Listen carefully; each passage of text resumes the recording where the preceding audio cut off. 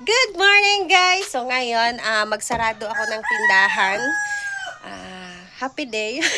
Magsarado ako ng tindahan dahil pupuntahan ko yung inahin ng kasama ko sa church dahil bukas yung kanyang kabuwanan.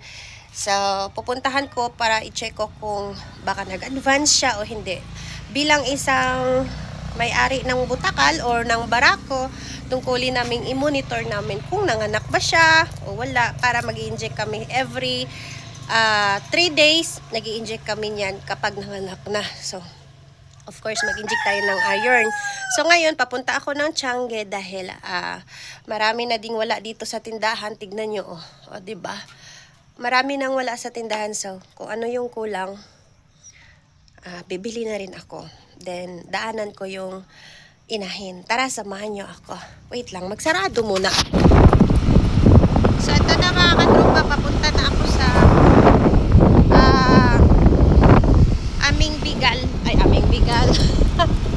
Papunta na ako sa inahin na aming bahan. So, sabahan nyo ako.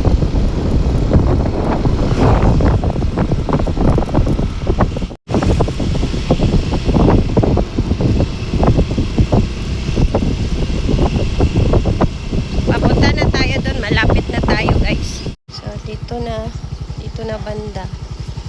Pasok tayo sa kabila. Pilay anak, Klo? Pilay anak?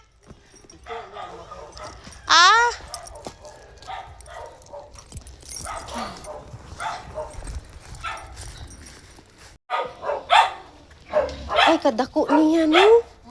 Nanambok siya taman.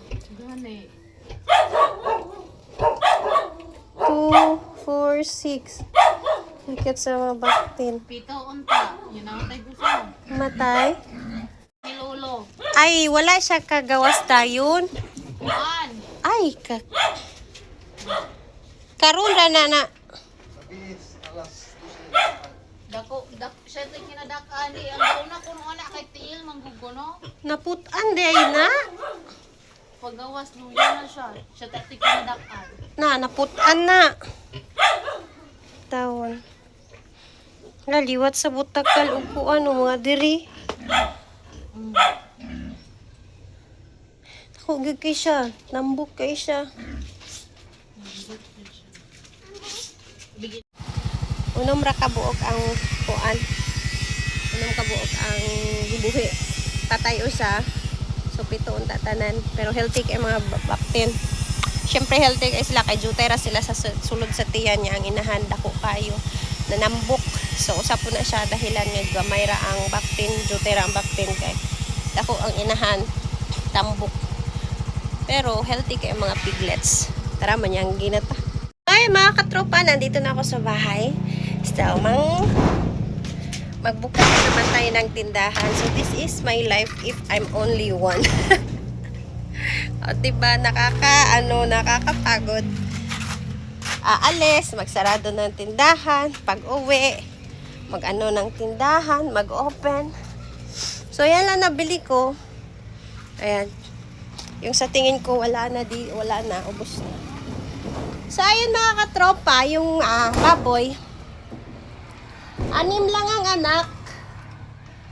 7 sana, kasi namatay yung isa. Ang pinakamalaki pa yung namatay, siguro, natagalan siya sa loob. Hindi siya nailabas agad. Dinukot na lang siya. Pero healthy yung mga piglets.